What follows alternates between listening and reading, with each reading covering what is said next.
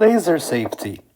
If the eye receives an average intensity I average greater than 1 times 10 to 2 watts per meter square, damage to the retina can occur. This quantity is called the damage threshold of the retina.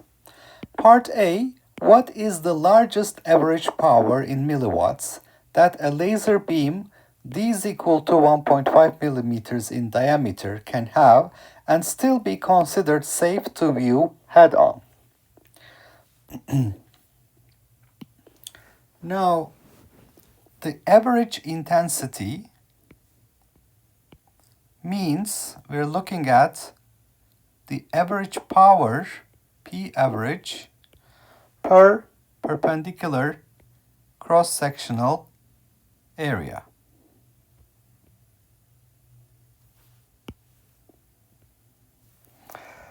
So we can calculate the power from this relationship. I average times the perpendicular area is equal to P average. So if we have a circular beam, I average maximum value multiplied with the area, the beam cross-sectional area, pi times the diameter over 2, the radius squared, d over 2 squared, is equal to the maximum value of the average power.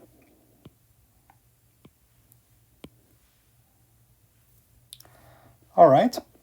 Now, if you look at the numbers here, the maximum value of the intensity was given as 1.0 times 10 to 2 watts per meter squared. The diameter was given as d is equal to 1.5 millimeter, 1.5 times 10 to minus 3 meters. From this, we can calculate the average power maximum value. 1 times 10 to 2 watts per meter square times pi times radius squared, which is 1.5 10 to minus 3 divided by 2 parentheses squared. So this gives us the maximum average power to be 0.18 milliwatts.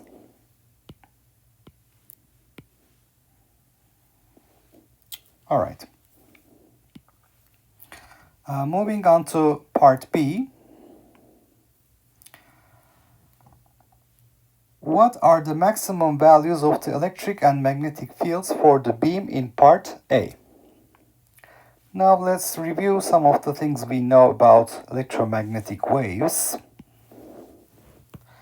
The propagation direction of the wave is given by the Poynting vector S, which is 1 over permeability of free space, the cross product of the electric field with the magnetic field, E cross B. Its magnitude of the Poynting vector, is E times B divided by mu 0, because electric field and magnetic field components are perpendicular to each other in a plane electromagnetic wave. And we know that the magnitude of the electric field component is speed of light times the magnitude of the magnetic field component, which was shown using Maxwell's equations. With that, the amplitude of the Poynting vector is E squared divided by mu 0 times c, where the electric field oscillates in time as the maximum electric field E max cosine kx minus omega t. So it's a traveling wave.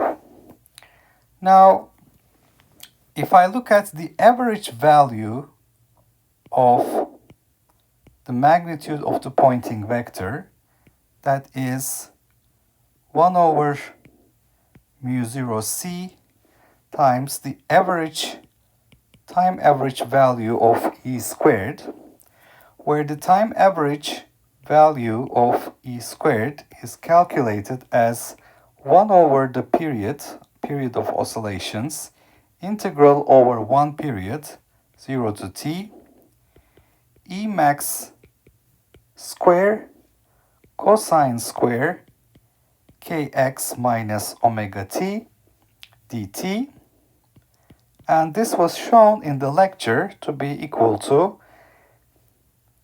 E max squared divided by 2. So this is as shown in the lecture. All right, so that means the average Poynting vector magnitude is E max squared divided by 2 mu 0 c. Now, if I multiply the top and bottom with the speed of light,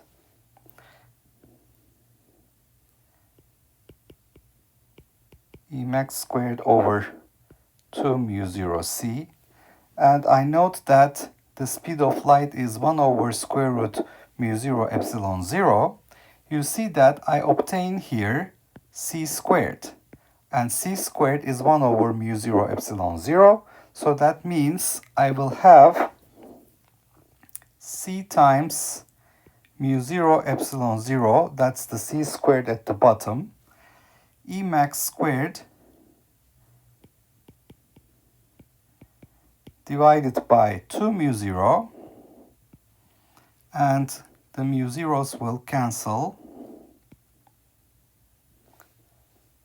And I see that this is 1 over 2 epsilon 0 E max squared, and that's multiplied by c, which means this is the speed of light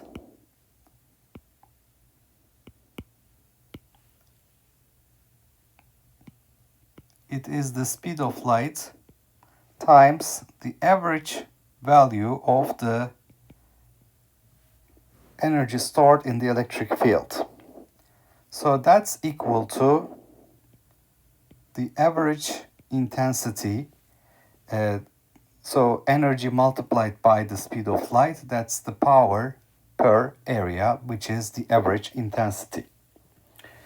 Okay, so from this we can calculate the maximum electric field, the electric field magnitude. So E max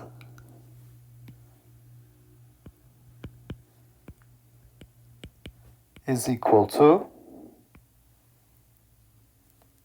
2 times I average maximum value divided by C epsilon 0, and it's all inside the square root.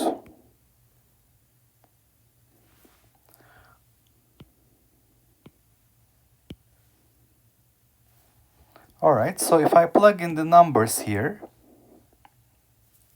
this will be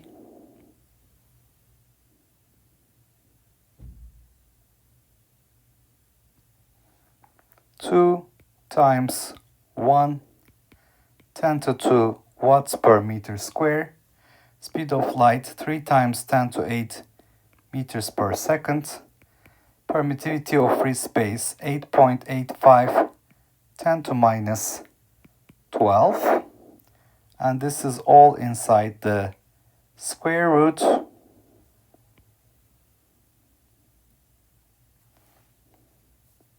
so this gives us a final answer for the magnitude of the electric field E max to be 274 volts per meter.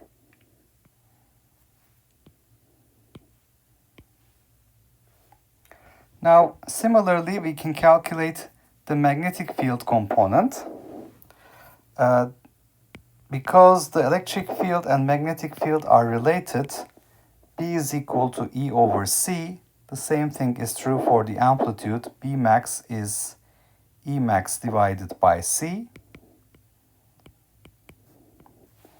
So if I plug in the numbers, this is 274 volts per meter divided by 3 times 10 to 8 meters per second.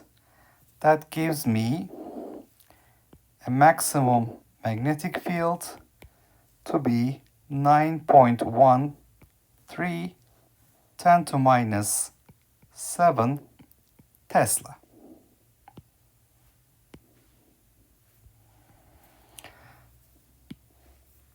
Moving on to part C. How much energy would the beam in part A deliver per second to the retina? So this is about the physical meaning of average power. Power is energy delivered per unit time. So it is E average delivered per unit time, delta T. And this is known to be 0.18 times 10 to minus 3 watts per meter square. So I can calculate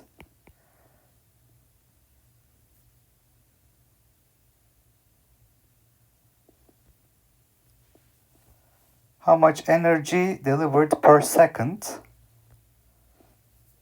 So P average is 0.18 millijoules per second.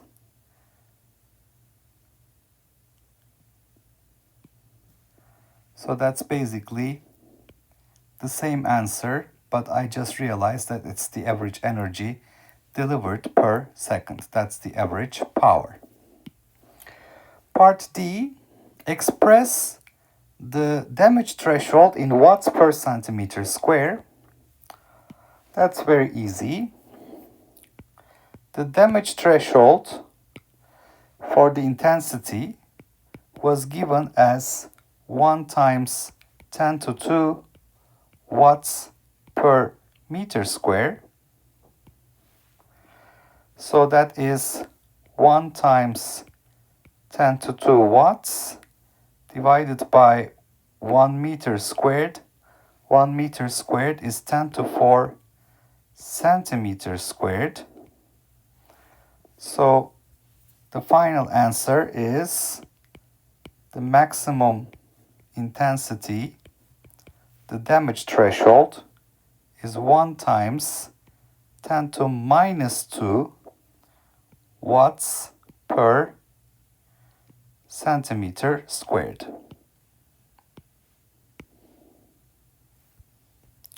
Just the conversion of units. Okay, so in this problem we talked about the damage threshold to the retina for the intensity, maximum intensity, average intensity that can hit the eye before the damage to the retina can occur. The laser beam in question has a diameter 1.5 millimeter. So we want to know the largest average power it can deliver before the damage occurs. Since the intensity is power per unit cross-sectional area, perpendicular area, I average times perpendicular area is P average. So perpendicular area for the beam is the circular cross-section of the beam, which is pi times radius squared, which is pi times d over 2 parentheses squared. So plugging in the numbers, we obtain maximum power 0.18 milliwatts. In part B, we were asked to find the maximum electric and magnetic field components. We know that the average value of the magnitude of the Poynting vector is the average intensity. The Poynting vector is 1 over mu 0 E cross B, and E and B are related as E is equal to B times C. The time average of E squared is equal to E max squared over 2, which was shown in the lectures. So the average value of the Poynting vector magnitude is 1 over mu 0 c E max squared over 2. So that's what we have here. If you multiply top and bottom with c, and note that c is equal to 1 over square root mu 0 epsilon 0, as shown in the lectures, we realize that this can be written as C times the energy density, energy stored per unit volume in the electric field, which is epsilon 0 E squared over 2, the average value multiplied by C. So the maximum electric field is twice the maximum intensity divided by C epsilon 0 square root, which gives us 274 volts per meter, and B max is related to E max as E max over C, the speed of light.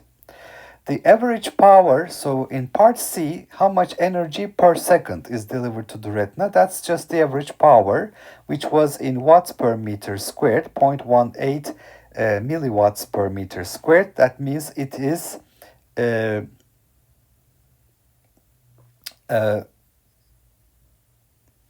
so this is not this watts per meter squared, it's just watts because it's the power, not the intensity.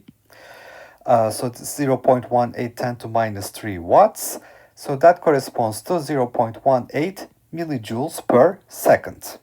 For the average intensity maximum value, conversion from watts per meter squared to watts per centimeter square, 1 meter square is 10 to 4 centimeters square, so we can easily do the conversion. So the power is given in milliwatts, the intensity is given in watts per meter square, so I just corrected that mistake here. So this is just going to be in watts.